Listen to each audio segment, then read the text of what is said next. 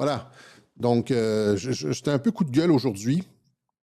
Ce qui est beaucoup plus probable, et ça a été la thèse de Radio-Québec, c'est que le America First de Trump a tellement déplu le retour de tout ce qu'on a décrit là, le retour de la cohésion ethnoculturelle des Européens, le retour du christianisme, le retour des frontières, etc., etc.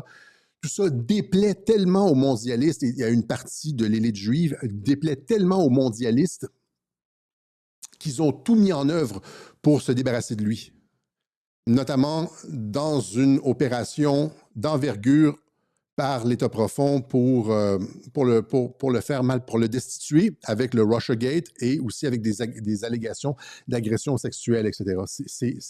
Qu'est-ce qui est plus probant comme analyse, là? C'est que Israël le contrôle et que tout ça, c'est du pipeau et qu'il s'est pris les médias dans la gueule et puis une tentative de destitution et de salissage de sa personnalité sans précédent par les médias et tout ça, parce qu'il est contrôlé par eux, où ce qu'il fait est tellement à l'encontre d'un monde unifié, d'un nouvel ordre mondial, etc., est tellement à l'encontre de tout ça qu'il s'en prend plein la gueule. Je pense que c'est ça les deux thèses, là.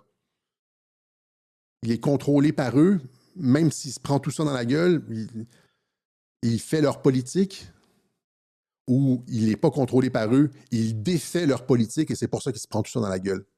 Pensez-y, là, tu sais, pensez-y, OK?